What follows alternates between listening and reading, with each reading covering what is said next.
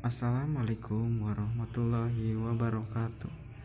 Perkenalkan, nama saya Gufron Asni Fanda, NPM 191063109130, 3B Agroteknologi, Fakultas Pertanian Singapura Bangsa Karawang.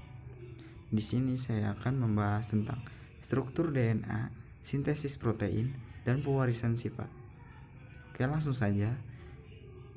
Nah, yang pertama ada deoksiribosonukleik asid atau DNA. DNA adalah penyusun gen pada kromosom. Terletak pada inti sel, mitokondria, sentriol, kloroplas, dan plastida. Dengan berbentuk untai panjang berpilin ganda atau biasa disebut double helix. Polimer terdiri dari beberapa nukleotida. Di sini nukleotida dibagi menjadi 3, yaitu fosfat, gula pentosa, dan basa nitrogen. Di gula pentosa ada deoksiribosa, ribosa yang kehilangan satu molekul oksigen. Selanjutnya ada sintesis protein. Sintesis protein sejatinya merupakan proses untuk mengubah asam amino yang terdapat dalam linear menjadi protein dalam tubuh. Pada dasarnya, sel menggunakan informasi genetik atau gen yang terdapat di DNA untuk membuat protein. Proses pembuatan protein atau sintesis protein ini dibagi menjadi 3 langkah, yaitu transkripsi, translasi, dan pelipatan protein. Yang pertama, transkripsi merupakan proses pembentukan RNA dari salah satu pita cetakan DNA atau DNA sense. Pada tahap ini akan menghasilkan 3 jenis RNA, yaitu mRNA, tRNA, dan rRNA. Tahap ini dapat berlangsung di dalam sitoplasma dengan diawali proses pembuatan rantai ganda yang dimiliki oleh DNA. Dengan bantuan enzim RNA polimerase, pada tahap ini ada rantai tunggal yang bertugas sebagai rantai sense. Sedangkan rantai lain yang berasal dari pasangan DNA dinamakan rantai antisense.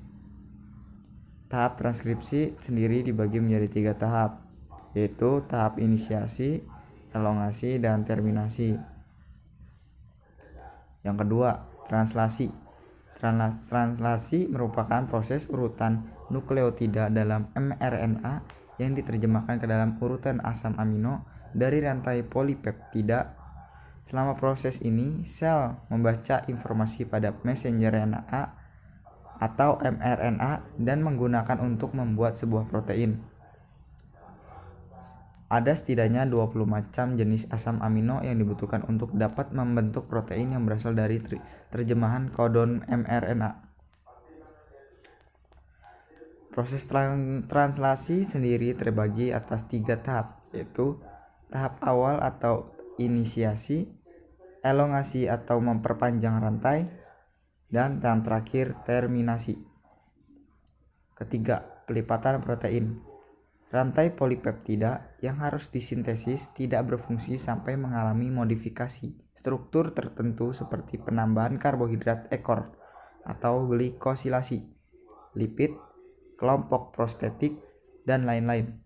Agar menjadi fungsional, dilakukan dengan modifikasi pasca translasi dan pelipatan protein. Pelipatan protein dibagi ke dalam 4 tingkat, yakni tingkat primer, tingkat menengah, tingkat tersier, dan tingkat kuarter. Warisan sifat atau hereditas merupakan penurunan sifat dari induk atau orang tua kepada keturunannya.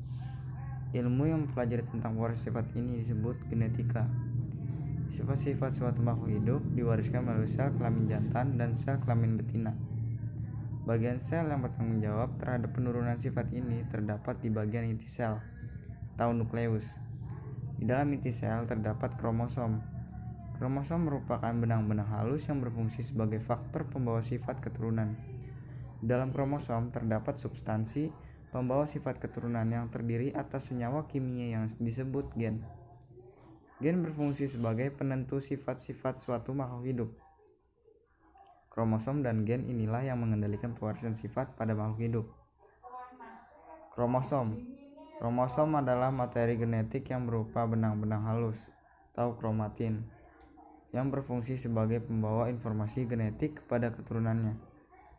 Setiap inti sel suatu makhluk hidup memiliki dua jenis kromosom, yaitu kromosom tubuh atau autosom dan kromosom kelamin atau gonosom. Kromosom tubuh berfungsi untuk menentukan sifat-sifat tubuh suatu organisme. Kromosom kelamin berfungsi untuk menentukan jenis kelamin suatu organisme. Gen. Komposisi dan susunan gen-gen di dalam tubuh makhluk hidup disebut genotip.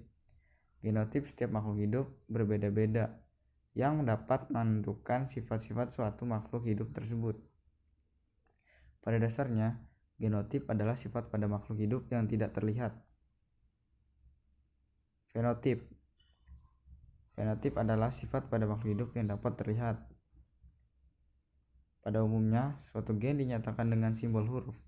Huruf kapital menyatakan gen yang bersifat dominan, misalnya M, merah, sedangkan huruf kecil menyatakan gen bersifat resesif, misalnya M, putih.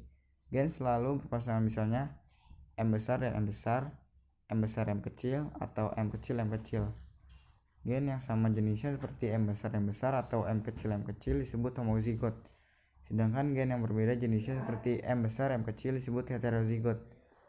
Jika gen dominan bersama-sama dengan gen resesif, sifat yang akan tampak adalah sifat yang dibawa oleh gen dominan dan sifat yang dibawa oleh gen resesif tidak akan muncul. Sebagai contoh, sifat pendek dominan terhadap sifat tinggi. Jika gen untuk pendek muncul bersama-sama dengan gen untuk tinggi, sifat pendeklah yang akan muncul pada keturunannya. Itu saja yang bisa saya sampaikan. Terima kasih. Wassalamualaikum warahmatullahi wabarakatuh.